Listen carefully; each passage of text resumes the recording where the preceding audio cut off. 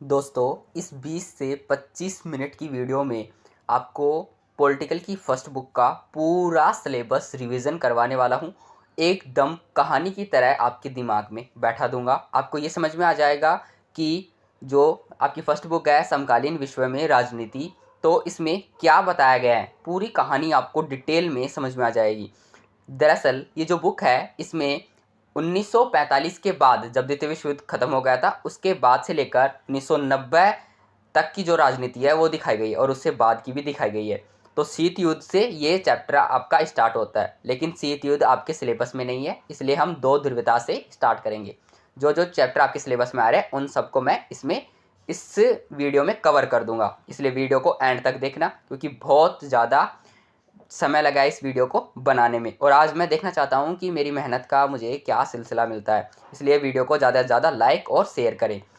दोस्तों, पहला चैप्टर आपका है दो ध्रुवता का अंत।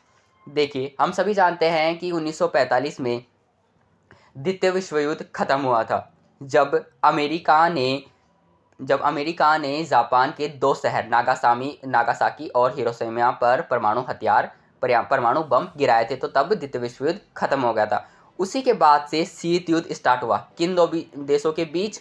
अमेरिका की जो अगुवाई कर रहा था वो नाटो था। नाटो की जो अगुवाई कर रहा था वो अमेरिका था, और एक था सोवियत संघ जिसकी अगुवाई रूस कर रहा था। तो इन दो देशों के बीच शीत युद्ध हुआ। शीत युद्ध एक्चुअली कोई युद्ध नहीं था, एक तनाव था जो दो गुटों के बीच में उत्पन्न था। अगर हम द्वितीय विश्व युद्ध की बात करें तो इसमें जर्मनी, जापान और इटली एक तरफ थे। इधर रूस सोवियत संघ का हिस्सा भी था पहले से। रूस, अमेरिका, चाइना, ये सब एक तरफ थे। लेकिन द्वितीय विश्व युद्ध खत्म हो गया, उसके बाद में विश्व के सामने दो महाशक्ति उभर कर सामने आई। एक तो था अमेरिका और दूसरा था रूस। तो इन दो देशों के बीच तनाव बढ़ा, तो इसे शीत युद्ध का नाम दिया गया। अब ये चैप्टर का नाम है कि दो ध्रुवता का अंत। अब हमने ये समझा कि दो ध्रुव आए विश्व में।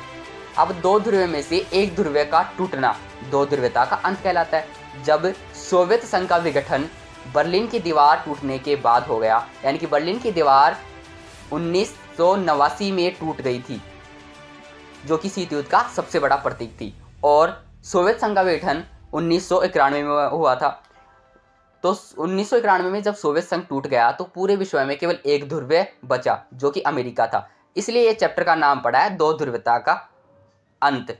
अब इसमें आपको पढ़ना है कि जो सोवियत संघ था उसमें 15 गणराज्य थे, एक रूस और 14 और थे। जब सोवियत संघ टूट रहा था तो उसके 3 सबसे बड़े गणराज्य रूस, यूक्रेन, बेलारूस ने इसकी समाप्ति की घोषणा की। जब सोवियत संघ टूटा तो उससे जो गणराज्य अलग हुए उनकी आर्थिक स्थिति बहुत ही खराब थी, इसलिए विश्व बैंक और IMF ने उन देशों की मदद की। इसे शोक थेरेपी कहा जाता है। सोवियत संघ के टूटने के परिणाम क्या हुए, अगर इस पर हम चर्चा करें तो रूस के जितने भी बैंक थे वो प्राइवेट निजी कंपनियों में बेच दिए गए। इसे इतिहास की सबसे बड़ी ग्राज सेल भी कहा जाता है। रूस के कई हिस्सों में आतंकवादी घटनाएं हुई, जैसे चेचन्या और दागिस्तान। रूस का टूटना इस बात पर निर्भर करता था कि रूस का जो सारा खर्चा था वो उसके हथियारों पर ही जाता था, इसलिए सबसे बड़ी उसकी ये भी है, और उस पर रूस सोवियत संघ पर नौकरशाही का शिकंजा हो गया था। अगर सोवियत संघ के टूटने की बात हम करें तो सोवियत संघ टूटा इसलिए क्योंकि जब बर्लिन की दीवार टूट गई तो पूर्वी जर्मनी और पश्चिमी जर्मनी का अंत हो गया। सोवियत संघ के टूटने में अहम भूमिका निभाने वाले एक व्यक्ति थे मिखाइल गोर्बाचेव, जो कि 1985 में कम्युनिस्ट पार्टी के शासक बने, और उन्होंने सोवियत संघ को सुधारा, क्योंकि जब सोवियत संघ शीत युद्ध के दौर में था तब अपना सारा ध्यान अमेरिका से लड़ने पर लगाया था। वो सब क्यूबा मिसाइल संकट हुआ था, वो शीत युद्ध के फर्स्ट चैप्टर में है। तो मिखाइल गोर्बाचेव की हम बात करें तो इन्होंने 2 सुधार किए थे, ग्लासनोस्त और पेरोस्त्राइका। पूछा जा सकता है, ध्यान रखना, 2 सुधार इन्होंने किए थे। उसी के बाद से सोवियत संघ टूट गया था, और फिर बोरिस येल्त्सिन के नेतृत्व में रूस बना, और रूस को सोवियत संघ का उत्तराधिकार बनाया गया। तो पूरे चैप्टर में बस आपको यही समझना है मोटा मोटा कि सोवियत संघ कैसे टूटा था। इसके विघटन की मैंने वीडियो भी बना रखी है, लिंक डिस्क्रिप्शन में मिल जाएगी। मिखाइल गोर्बाचेव के बारे में आपको ध्यान रखना है, एक बहुत ही प्रमुख नेता थे, महासचिव थे ये कम्युनिस्ट पार्टी के। 1985 में अस्तित्व में आए थे, और इनकी मृत्यु अभी वर्तमान में हुई है 2-3 महीने पहले ही। दोस्तों फर्स्ट चैप्टर में मोटा मोटा मैंने आपको ये चीज़ें समझा दी है। अब अगर हमारा जो सेकंड चैप्टर था इसमें वो समकालीन विश्व में अमेरिकी वर्चस्व था, वो भी आपका डिलीट है, इसलिए हम फोर्थ चैप्टर पढ़ेंगे सत्ता के वैकल्पिक केंद्र। अब जब दो ध्रुवता का अंत हो गया, अब देखिए बात वहीं से स्टार्ट होती है। जब ये टूट गया था तो बहुत से सत्ता के नए वैकल्पिक केंद्र आने लगे, जैसे यूरोपीय संघ, आसियान, रूस, Israel, India, China, south Africa और ब्राज़ील, ये बहुत से केंद्र आने लग गए। लेकिन हमें मैन पॉइंटर के बारे में पढ़ना है। यूरोपीय संघ पहली हमारा ये है। देखिए जब दो ध्रुव का अंत हो गया था तो जो गणराज्य सोवियत संघ से अलग हुए थे या उससे पहले जो यूरोप के जो ज़्यादातर देश थे उनमें गंभीर आर्थिक स्थिति आ गई थी। तो 1948 में अमेरिका ने मार्शल योजना नाम से एक योजना बनाई और यूरोप के देशों को आर्थिक मदद दी गई। उसे मार्शल योजना भी कहा जाता है। तब से यूरोपीय आर्थिक इकोनॉमिक कम्युनिटी का गठन हुआ। यही इकोनॉमिक कम्युनिटी आगे जाकर 1992 में maastricht संधि द्वारा यूरोपीय संघ में परिवर्तन हो गया। इसमें वर्तमान में 27 देश है। इसका अपना एक झंडा है, अपना स्थापना दिवस है, अपना गान है और अपनी एक मुद्रा भी है और अपना एक वीजा है जिसे सांगेन वीजा कहा जाता है। मुद्रा का नाम यूरो है। डेनमार्क और स्वीडन ने maastricht संधि और साझी यूरोपीय मुद्रा यूरो को मानने का प्रतिरोध किया था, इनकार कर दिया था। ध्यान रखना, पूछा भी जा सकता है। यूरोपीय संघ की अगर हम बात करें तो इसकी कुल जीडीपी अमेरिका से भी ज़्यादा है। तो ये कुछ इसकी विशेषताएं थी। आसियान की स्थापना, औपचारिक स्थापना 1967 में की गई थी। इसके 5 बड़े देश इंडोनेशिया, मलेशिया, सिंगापुर, थाईलैंड और फिलीपींस, सिंगापुर और थाईलैंड ने बैकोंग घोषणा पत्र पर हस्ताक्षर करके की थी। बाद में 5 देश और इसमें ज्वाइंट हो गए थे 1992 में, जिनका नाम है Brunei Darussalam, Laos, Cambodia, Myanmar और वियतनाम। तो ये बाद में और हो गए थे। तो आसियान की क्षेत्रीय मंच की स्थापना 1994 में हुई थी। ध्यान रखना, ये भी दुनिया की सबसे उभरती हुई व्यवस्था है। 10 देशों के नाम आपके सामने है। इसकी जो झंडा है वो 10 तिलियों से बना हुआ है, जो 10 देशों की एकता को दिखाता है। आसियान के 3 स्तंभ: आसियान आर्थिक समुदाय, आसियान सामाजिक समुदाय और आसियान सुरक्षा समुदाय। आसियान विजन 2022 में भी ये कहा गया है कि जो आसियान है उसने कंबोडिया और पूर्वी तिमोर के टकराव को समाप्त करके आगे बढ़ने में अहम भूमिका निभाई है। दूसरी बात हम रूस की करें तो रूस भी एक सत्ता का नया वैकल्पिक केंद्र है। जब सोवियत संघ का विघटन हो गया था तो रूस को सुरक्षा परिषद में स्थायी सदस्यता मिली। रूस के पास परमाणु हथियारों का भंडार है। रूस सबसे प्रमुख देश माना जाता है क्योंकि जितना भी सैन्य शक्ति है, सैन्य शक्ति के मामले में रूस प्रथम नंबर पर आता है, अमेरिका से भी ज़्यादा। रूस के साथ भारत के संबंध भी औपचारिक है, यानी कि दोनों के संबंध बहुत अच्छे हैं। इस पर वीडियो बना रखी है, लिंक डिस्क्रिप्शन में मिल जाएगी, आपको देख लेना है। इसके बाद हम बात करें चाइना की। रूस के बारे में इतना ही है कि जो रूस है वो भी शक्ति का नया केंद्र है। तो रूस के बारे में आपको देख लेनी है एक बार, वीडियो लिंक डिस्क्रिप्शन में है, इसलिए मैं इसमें कम बता रहा हूँ आपको, लेकिन आपको डिटेल में जाना है तो एक बार वीडियो देख लेना। चाइना की हम बात करें तो चाइना भी एक उभरती हुई शक्ति है। ये माना जाता है कि 2040 तक चाइना अमेरिका से भी आगे निकल जाएगा। जब से चाइना ने अपने आर्थिक सुधार लागू किया है 1978 से, तब तक वो अपनी चीन की दीवार की जैसे लंबे बढ़ता ही जा रहा है। और चाइना ने एक संतान नीति भी अपनाई थी, जो आपने इकोनॉमिक्स में पढ़ी थी, जिसके कारण उसने जनसंख्या पर नियंत्रण पा लिया है और वो आर्थिक रूप से भारत से भी मजबूत है। तो चाइना के बारे में अगर आपको डिटेल में जानना है तो आप डिटेल वाली वीडियो देख सकते हैं, जिसमें मैंने ये बताया कि चाइना की उभरती हुई शक्ति के बारे में बताया। उसकी भी लिंक डिस्क्रिप्शन में मिल जाएगी। और चाइना के बारे में आपको एक तथ्य और बताता हूँ कि चाइना ने 1962 पे भारत पर आक्रमण किया था, तब दलाई लामा को शरण लेनी पड़ी थी भारत में। तो ये भारत के विदेश संबंध में आपको पढ़ना है। इसके बाद हम इंडिया की बात करें तो इंडिया के बारे में आप खूब अच्छी तरह जानते हैं कि इंडिया भी अब धीरे धीरे चाइना की तरह उभरती हुई शक्ति है। इंडिया का जो जीडीपी का सकल घरेलू उत्पाद वृद्धि है वो चाइना से भी अब आगे है। जब से इंडिया ने 1991 में अपने एलपीजी रिफॉर्म्स लाए थे, उसी के बाद से इंडिया भी बहुत तेज़ी से ग्रो कर रहा है।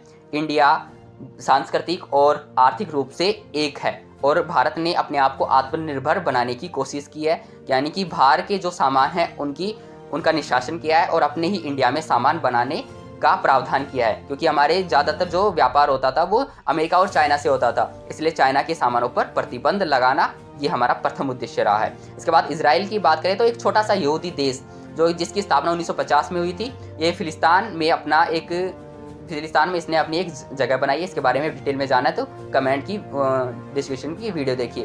तो इजराइल सैन्य शक्ति के मामले में विश्व में बहुत ही उभरता हुआ देश है, तो एक उभरती हुई शक्ति मानी जाती है और भारत के साथ इसके बहुत ही अच्छे संबंध माने जाते हैं और इस पर बहुत अच्छे इसके संबंध माने जाते हैं। अब समकालीन विश्व में दक्षिण एशिया के बारे में हम बात करें तो ये चैप्टर ये कहता है कि जो दक्षिण एशिया है उसमें 8 देश आते हैं: अफगानिस्तान, बांग्लादेश, भूटान, इंडिया, मालदीव, नेपाल, पाकिस्तान, श्रीलंका।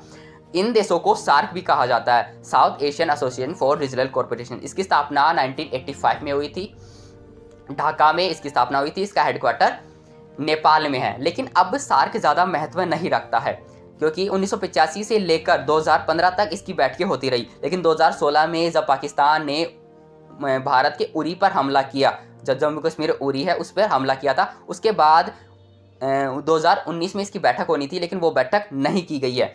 इसके बाद जो बिम्स्टेक है वो आ गया है। अब सार्क की जगह बिम्स्टेक ने ले लिया है, Bay of Bengal intensive multiple technique organisation इसका नाम है पूरा, उसने इसकी जगह ले ली है। अब इसके बाद इसी देशों के संघर्ष के बारे में बात करें तो जो श्रीलंका है उसमें जातीय संघर्ष का उसे सामना करना पड़ा है। तमिल और सिंगली लोगों के बीच में लिट्टे वाला, ये सब आपने पढ़ा है, थोड़ा मोटा मोटा जान लीजिए। लिट्टे जो था वो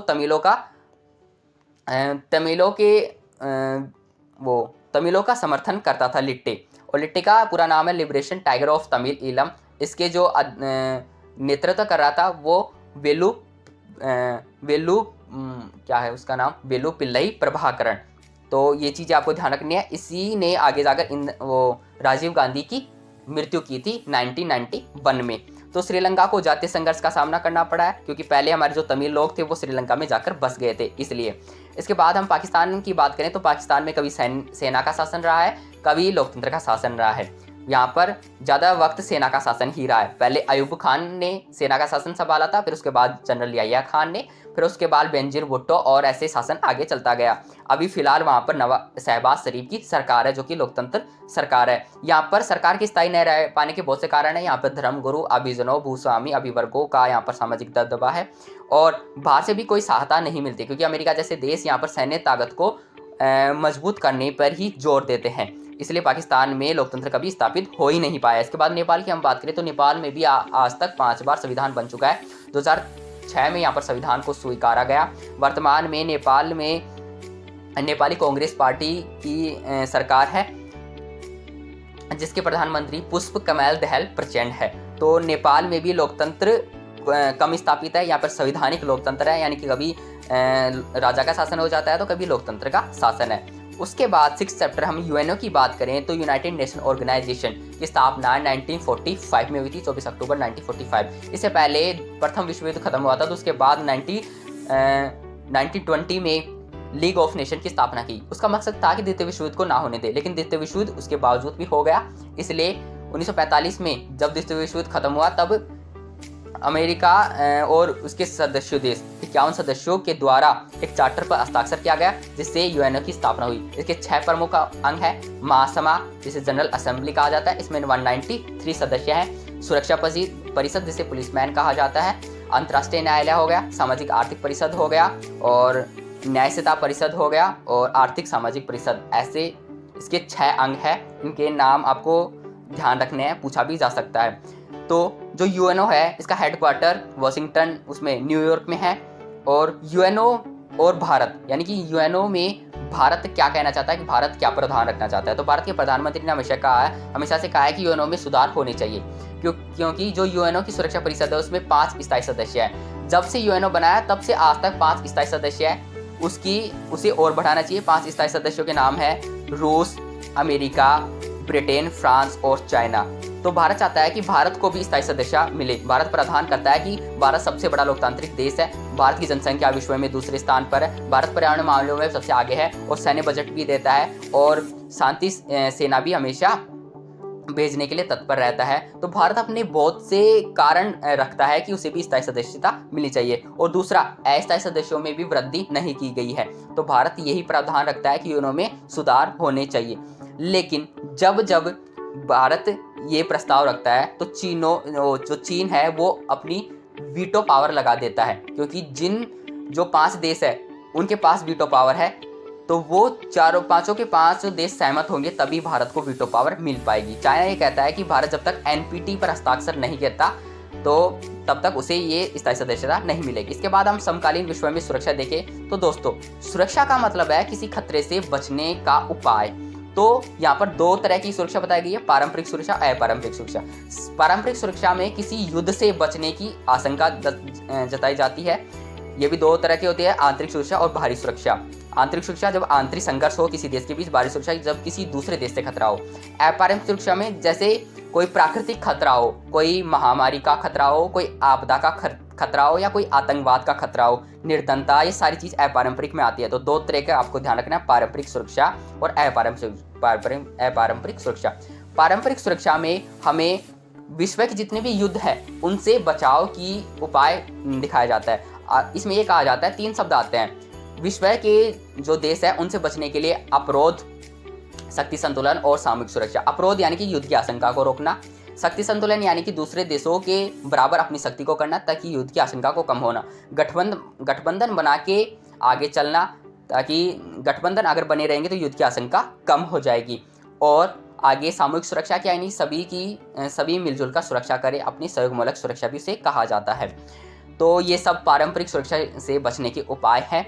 अब हम अपारंपरिक सुरक्षा की बात करें तो जो अपारंपरिक खतरे हैं, देखिए जितने लोग पारंपरिक खतरों से नहीं मरते उससे ज़्यादा अपारंपरिक खतरों से मर जाते हैं। इसमें आंतरिक संघर्ष की बात हम करें तो आंतरिक संघर्ष में भ्रष्टाचार आ जाता है, आंतरिक जितनी भी गड़बड़ियाँ होती है। आप देखते हैं कि भारत के अंदर ही कितनी ज़्यादा भ्रष्टाचार होता है, कितने ज़्यादा लोग मारे जाते हैं, कितने बलात्कार होते हैं, कितने मर्डर होते हैं। तो ये सारे आंतरिक खतरे हैं। अब बाहर के खतरे की हम बात करें तो जो बाहर के खतरे यानी कि किसी दूसरे देश का दूसरे देश पर आक्रमण करना, तो ये बाहरी खतरा है। तो ये सारे तो पारंपरिक सुरक्षा हो गई। अब अपारंपरिक सुरक्षा में हम देखें तो अपारंपरिक सुरक्षा में हमें जो वैश्विक खतरे हैं जैसे ग्लोबल वार्मिंग हो गई, तो इससे कोई एक देश निपट नहीं सकता। ग्लोबल वार्मिंग में यानी कि सभी देशों का सहयोग ज़रूरी है। इसलिए ग्लोबल वार्मिंग, जो पेड़ों का कटाव है, जल की कमी है, जल को लेकर तुर्की, सीरिया और जॉर्डन, इजराइल, सीरिया, लेबनान, इन देशों के बीच युद्ध भी हुआ है। कभी कभी पेपर में पूछ लिया जाता है, ध्यान रखना। तो जल की समस्या, ग्लोबल की समस्या, प्रदूषण की समस्या, निर्धनता, गरीबी की समस्या, और सबसे बड़ी जो समस्या है वो आतंकवाद की समस्या है। तो इन समस्याओं से निपटने के लिए विभिन्न देश सहयोग करते हैं, इसलिए ये अपारंपरिक खतरे हैं। आतंकवाद सबसे बड़ा खतरा उभर कर सामने आया है पूरे विश्व के सामने, क्योंकि आतंकवाद जो है वो कई लोगों को अपनी चपेट में ले सकता है। जैसे मुंबई में हमला हुआ था 26/11 की, जिसे घटना कहा जाता है, तो ये भी पाकिस्तान के आतंकवादी थे, ISI के आतंकवादी थे, तो उन्होंने हमला किया था। तो आतंकवाद विश्व में हर जगह हमला करता है, तो इससे बड़े बड़े देश भी डरते हैं, क्योंकि अमेरिका में भी आतंकवादियों ने 9/11 की जो घटना थी उस पर 3000 लोग मारे गए थे। तो विश्व में आतंकवाद बढ़ता जा रहा है, इसके मानव अधिकार को इससे खतरा है। तो आतंकवाद से भी बचाव किया जाना चाहिए। जो आतंकवादी होते हैं ज़्यादातर अफगानिस्तान, पाकिस्तान और बांग्लादेश में हैं। तो इन आतंकवादियों को ख़त्म करने के लिए UNO संगठन कार्य कर रहा है। अब इसके बाद हम पर्यावरण और प्राकृतिक संसाधन की बात करें तो आप सभी जानते हैं कि हमारे चारों ओर जितना भी आवरण है उसे पर्यावरण कहा जाता है, और जितने भी संसाधन हमें प्रकृति से प्राप्त होते हैं उसे प्राकृतिक संसाधन कहा जाता है। तो पूरा चैप्टर यही कहता है कि पर्यावरण की समस्याएं क्या हैं। देखिए पर्यावरण की समस्याएं बहुत है, इतनी ज़्यादा ग्लोबल वार्मिंग बढ़ रही है, इतने ज़्यादा प्रदूषण हो रहा है, जल प्रदूषण, भूमि प्रदूषण, वायु प्रदूषण, इतने ज़्यादा जल की कमी होती जा रही है, पेड़ों को हम काटते जा रहे हैं लेकिन उगाने के लिए कोई तैयार नहीं है, भू संसाधनों की कमी होती जा रही है। तो ये सारी पर्यावरण की समस्या है। इसको लेकर 1992 में एक पृथ्वी सम्मेलन हुआ था जिसे रियो डी जेनेरियो कहा जाता है, क्योंकि ब्राज़ील के एक शहर है रियो डी जेनेरियो, वहाँ पर हुआ था। इसके ठीक 20 साल बाद जो ब्राज़ील है उसी शहर में 2012 में सम्मेलन हुआ था जिसे रियो डी जेनेरियो +20 भी कहा जाता है। इसके बाद मॉन्ट्रियल समझौता, अंटार्कटिका संधि, ये सारे समझौते हुए, ये पर्यावरण को बचाने के लिए हुए हैं। अब इसमें साझी संपदा कहा जाता है। तो साझी संपदा किसी एक देश की नहीं होती, ये पूरे विश्व की होती है। जैसे पृथ्वी का वायुमंडल हो गया, अंटार्कटिका हो गया, चारागाह क्षेत्र हो गए, सारी चीज़ें पूरे विश्व की होती हैं, किसी एक देश का इस पर अधिकार नहीं होता, तो इसे साझी संपत्ति कहा जाता है। एक मूलवासी शब्द आया है आपकी बुक में, तो मूलवासी वह लोग जो प्राचीन काल से अपने स्थान पर रहते आए हैं, उन्हें मूलवासी या आदिवासी कहा जाता है। तो इन मूलवासियों के लिए विशेष जगह का प्रावधान किया जाता है। इनकी समस्या है कि उनके वनों को काटा जाता है और इनके जो जंगल हैं उनको नुकसान पहुंचाया जाता है। तो सारी पर्यावरण की इसमें समस्याएं पढ़नी है, ज़्यादा मुश्किल चैप्टर ये नहीं है। इसके बाद वैश्वीकरण की हम बात करें तो आजकल आप जो देख रहे हैं सारा वैश्वीकरण है। वैश्वीकरण की गिरफ्त में पूरी दुनिया आ चुकी है। आज कोई भी ऐसा देश नहीं है जो वैश्वीकरण से प्रभावित ना हो। वैश्वीकरण की अगर आपको डेफिनेशन देनी है तो एक देश से दूसरे देश वस्तु, व्यक्ति, पूंजी और लोगों का आपसी प्रवाह है, वैश्वीकरण कहलाता है। वैश्वीकरण एक बहुआयामी परिघटना है, यानी किसी एक आयाम से नहीं होती। इसके 3 रूप है, सांस्कृतिक, आर्थिक और राजनीतिक रूप। तो संस्कृति की हम बात करें तो एक संस्कृति का दूसरे देश में प्रवाह है। आप जो देख रहे हैं, आप वैलेंटाइन डे मनाने लगे हैं, तो ये बाहर की संस्कृति है। Mother's Day, Father's Day, Christmas Day, तो ये बाहर की संस्कृति है। तो ये भी वैश्वीकरण का प्रभाव है। दूसरी हम आर्थिक प्रगति देखें तो बाहर से हम कितनी वस्तुएं आती है। आपके हाथ में जो फ़ोन है ये भी चाइना से या अमेरिका से आया हुआ होगा, तो ये आर्थिक वैश्वीकरण है। उसके बाद राजनीतिक हम देखें तो इसमें जितने भी बाहर से हमने संविधान के प्रावधान लिए, तो ये राजनीतिक वैश्वीकरण है। इसे राज्य की भूमि में कमी आई है। तो सारी चीज़ें वैश्वीकरण ही है। आप जितनी भी चीज़ें देखते हैं अपने आसपास की, ये वैश्वीकरण का ही परिणाम है। आज वैश्वीकरण का सबसे बड़ा कारण है संचार प्रौद्योगिकी, यानी कि इंटरनेट। इंटरनेट से ही पूरी दुनिया एकजुट हो पाई है। इंटरनेट और परिवहन 2 ऐसे साधन हैं। पूछे जाते हैं कि वैश्वीकरण के कारण क्या है, परिणाम क्या है या कारण क्या है, तो कारण 2 है, परिवहन और संचार। इसके अलावा भी और भी हो सकते हैं, तो इनको आपको ध्यान में रखना है। अब बात ये आती है कि वैश्वीकरण का विरोध क्यों होता है। देखिए, वैश्वीकरण का विरोध इसलिए होता है क्योंकि इससे ये कहा जाता है कि जो संस्कृति है, जिससे हमारी भारत की संस्कृति से नष्ट हो रही है। भारत की संस्कृति इसलिए नष्ट हो रही है क्योंकि हम धीरे धीरे यूरोपीय यानी कि पश्चिमी संस्कृति को अपनाते जा रहे हैं, इसलिए भारत की संस्कृति नष्ट होती जा रही है।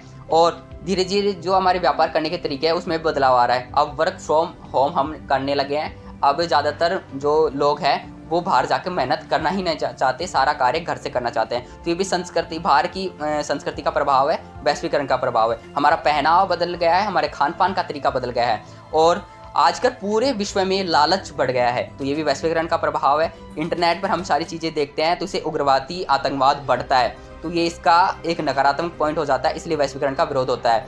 विश्व स्तर पर WSF वर्ल्ड सोशल फोरम इसका विरोध करता है वैश्वीकरण का, जिसकी स्थापना 1991 में हुई थी या 92 में हुई थी, आपको देख लेना है। और एक इंडियन सोशल फोरम भी है जो कि इसका वैश्वीकरण का विरोध करता है, इसकी स्थापना 2001 में हुई थी। तो ये सारी चीज़ें वैश्वीकरण का विरोध करती हैं। दोस्तों, जो वैश्वीकरण है इसका परिणाम कोई एक तरफा नहीं होता, यानी कि वैश्वीकरण का परिणाम 2 तरफा होता है। मान लीजिए हमारी संस्कृति अगर बाहर जा रही है तो बाहर की संस्कृति हमारे देश में आ रही है। हम पश्चिमी संस्कृति को अपना रहे हैं, तो बाहर की जो देश है वो हमारी संस्कृति को भी अपना रहे हैं। इसलिए कई लोग कहते हैं कि जो सांस्कृतिक समरूपता है वो 2 तरफा होती है, एक तरफा नहीं होती है। तो दोस्तों, पूरा आपको जो स्टार्ट से लास्ट तक जो पता है, इसका मकसद यही था कि आपको पूरे चैप्टरों की स्टोरी बता दी जाए, एक बार समझा दी जाए, क्योंकि ज़्यादा चीज़ें मैंने फैक्ट्स के बारे में बात नहीं की है। फैक्ट्स आपको जाना है तो एक बार आपको अपना सपोर्टिंग मटेरियल उठाकर देख लें, आपको सारे फैक्ट्स पता चल जाएंगे। तो दोस्तों, अगर आपको ऐसे ही सेकंड बुक की वीडियो चाहिए तो आप कमेंट में बता सकते हैं। बहुत मेहनत से बनाई है ये वीडियो और ज़्यादातर आपके जो इसमें लॉन्ग क्वेश्चन ही आते हैं आपके पॉलिटिकल में, MCQs आपके कम आएंगे। इसलिए जो मैंने फैक्ट्स भी बताने की कोशिश की है, इनको आपको ध्यान में रखकर चलना है। इस वीडियो को अपने दोस्तों के पास शेयर कीजिए और इस वीडियो को लाइक कीजिए, चैनल को सब्सक्राइब कीजिए, क्योंकि वीडियो बहुत मेहनत से बनाई जाती है। जितनी 4 घंटे कम से कम इस वीडियो को बनाने में लगे हैं, आपको केवल 20 मिनट में ये वीडियो मैंने प्रोवाइड की है, 20 मिनट आपको देखने में लगे हैं। तो दोस्तों, और कोई कमी रह गई हो मुझे बताने में, मैंने सारी चीज़ जल्दी में बताई है, क्योंकि इतनी जल्दी कोई सिलेबस कवर करना कोई आम बात नहीं है। इसलिए आप कमेंट में बता सकते हैं जो भी गलती हुई है। और 1-2 क्वेश्चन मैं आपके लिए छोड़ के जा रहा हूँ, क्विज आपको बताना है। रियो डी जेनेरियो यानी कि पृथ्वी सम्मेलन कब हुआ था, कमेंट में आपको बताना है। क्योटो प्रोटोकॉल कब हुआ था, क्या है ये, और मॉन्ट्रियल समझौता कब हुआ था, ये भी आपको बताना है। और सोवियत संघ का विघटन कब हुआ था,